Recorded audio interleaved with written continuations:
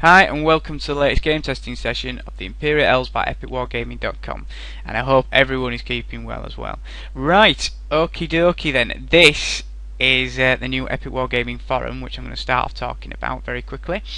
There is a place where you can talk about anything to do with wargaming or adventure gaming, so you can talk about Deathwatch, D&D, Warhammer Fantasy, 40k, or anything else you want to talk about. Also, it's a place to talk about new ideas for free players. Basically, I'm using it at the moment as a place to suggest new rules to gamers, see what people think, and also, I am going to be finishing the Elves in about 2 months' time. And with that, I'm using it as a place to sort of gather up ideas for new armies, or running ideas by gamers to see what they think and what they're up for next. Eventually I will be opening up a poll on my blog, and the gamers of free players are going to vote on it. I think that's the best way of doing it. It's looking like the goblins, I have to say, at the moment, and this Amazon army which has got suggested as well, which I don't mind doing because I like drawing fit half naked women. Anyway, moving on with the actual game test. Oh, just before I go, yeah, you can find it at epicwargaming.com/forum, and it'd be great to see you all on there. Right, and of course it's free to join. Anyway, moving on with the game test. We use the random terrain generator today.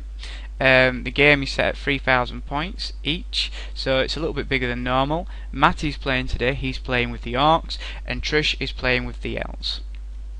And this is what it looks like. A very, very flat board today, I have to say.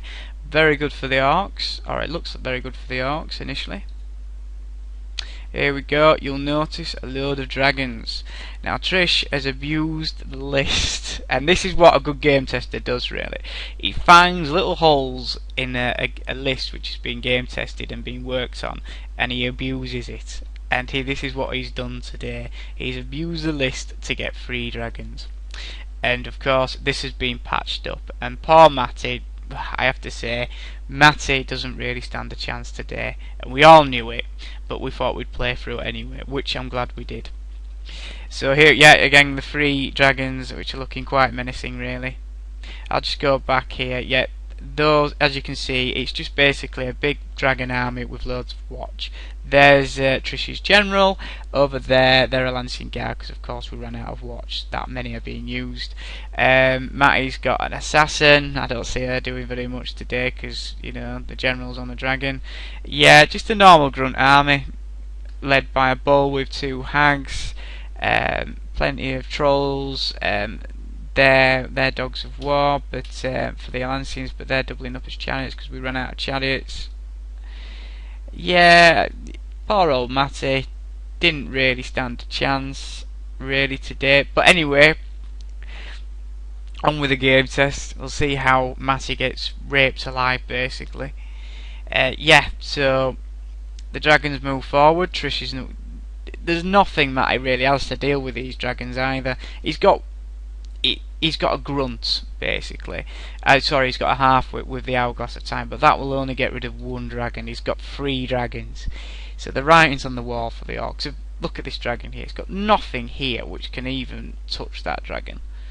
Over here, he's got a few trolls which might be able to stand against that dragon. He's got an assassin which could sort of sniper off the hero on top of there. But it's all clutching at straws sort of stuff really. The Orcs just basically go forward. There's nothing else they can do. The Orcs here just ignore that dragon as well, because again there's nothing they can do. The dragon then in Trish's second turn flies around, flames these poor trolls here, kills all the packmasters. So these guys turn wild. They all just basically decide, instead of running off, they all decide to sort of commit suicide. So that they just spend the rest of the game committing suicide in their little suicide pact. Again, you get the Tabers then get flamed. She's just the assassin. That's a nice shot of the assassin. There's me there in Matty's second turn. So these guys have just totally ignored. They're basically doing what they're doing. They're scooting up the Watch's side. There's nothing else they can do. They certainly can't go up against that dragon. The dragons are basically, as you can see, these guys are just slowly killing each other off here in a suicide pact. yeah, I'm going to talk about this in the next sort of sketch over here. Now, what we're using for free planes currently is a line of sight by 90 degrees, and it's what Warhammer uses actually, and it seems to work quite well for Warhammer, except when this happens. And as it stands, the current rules work really well with what's out at the moment. These guys are just getting flamed to death, as you can see. But here, this is a real problem in the game, and like I say, it's not a problem at the moment because dragons, of course, are out for free planes. But the line of sight of 90 degrees means that these guys here cannot see these dragons, when in fact, in real life, you wouldn't have... Dragons are not known for their stealthiness, really. So it's like these dragons are tiptoeing behind the orcs, when really these orcs would know that those dragons was there. And what would happen is, these, under the current rules, these orcs would turn, and then the dragon would just fly off over here, and then flame again, whilst the orcs wouldn't be able to charge him. What should happen in this situation, as soon as it was Matty's next turn, these orcs should just basically turn round and ascend on these dragons, ripping them to pieces, or at least killing one, or maybe forcing one to run away, whilst the orcs get absolutely pummeled as well. So, but under the current rules that can't happen, so I've really had to go away and think about that. I'll talk about that towards the end of the game anyway. Yeah, these trolls are still killing each other. Oh dear. Well, yeah, basically the dragons are just having it's just a big dragon stomp, really. Yeah, they nearly caught a dragon there, but not quite. Matty does sort of go on with his plan though. He uses his tabers and his chariots to flank the best he can, but again, it's not enough really. Everything he's got flanking is just getting intercepted and destroyed. Yeah, these poor little trolls are just committing suicide. We did think that was quite funny actually. Yeah, she's now being found hiding behind there by the dragon. The dragon deals with her and just basically roasts her alive. She doesn't survive. Bless her. Again, you'll just see a lot of flame attacks actually during this game. Those these chariots just don't really stand a chance. So yeah, they've ran away. They've seen the writing on the wall. They're off. They're running for the hills basically. The orcs have now engaged, but the thing is, they've got 3 dragons behind them, so all these are dead eventually. The chariots just couldn't break through these halberd men of watch here, and the watch are really just taking the chariots apart, to be honest with you, as what should happen when chariots take on a unit head on. Yeah, they're just running up basically. Look at this, and they're basically just flaming. All the dead there, all these dead orcs are just from flaming attacks. These guys have been engaged by the dragon. Yeah, so as you can see, it's just basically a big dragon fest, stomping around. There's Matty's general there with his saws, his loyal band of saws, watching his army just get annihilated. Yeah, that troll's finally committed suicide and done himself in. Never mind. Look at this, and there's nothing these guys can see. Again, these guys should know that there's 3 dragons, but under the current rules, because of the 90-degree line of sight, which a lot of games use, they can't see a thing, and that's got to change. But look what happens here. They just basically get flamed 3 times, and it's not nice. And that's and half the unit's gone. And that really is the end of the game, and we just lined it up at the end here just to show you how much damage Trish did not. And Trish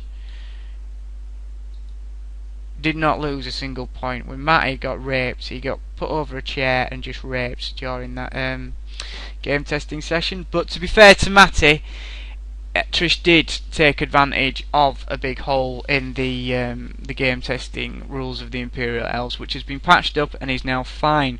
But he also took advantage of the 90-degree line of sight, which is just, well, which is a shame. And this is the current rule here. And like I say, something can fly over here, something absolutely huge, and then attack, and this unit would then turn in its turn, and then won't be able to charge. And it's a bit silly, really. So, you know, this is where it happened here. You would know there are 3-4 dragons behind you. You just know. You might not be able to see them immediately, but you would know, you would hear them, you would feel the ground shake, you would smell the flames. Those orcs would know that are all these dragons. So I've had to really go away and think about the next edition. I'm not upgrading the free play rules. I'm actually bringing out a new edition. There's that many changes now to it that I've decided it's going to be the second edition. And so what I've done is I've gone back and I've really thought about line of sight, and I've decided that line of sight really isn't enough. Warriors or soldiers or whatever use an array of different senses to sense the enemy, and so what I've decided is you've still got line of sight, but I've divided it into two secondary and primary senses. Your primary sense is your line of sight, which works absolutely fine, but around that you've got 3 inches now around all pieces where they know they're there. So if something, let's say that hero sneaking up on that lord there, he would be able to charge that because he would hear him coming. And and I think this would really work well, and this would stop the dragons or flying pieces just sneaking around armies, because you would get noticed.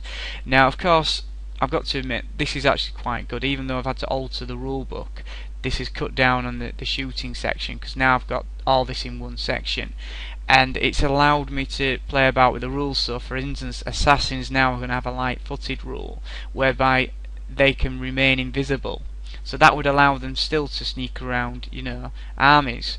Also, I've got unmissable, so like dragons for instance, instead of it being 3 inches of this secondary sense, it would be 6 inches, because you would hear a dragon. And this would stop the dragons basically doing what they did in the last game test, sneaking around the back of armies.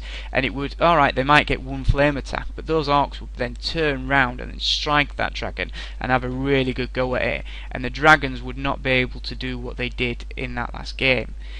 Consequently, dragons have actually been put up in points as well because of that, and they've been patched up. So every time you take a dragon, instead of it costing 3 stars, it would cost 3 stars for the first dragon. The second dragon would cost you 6 stars.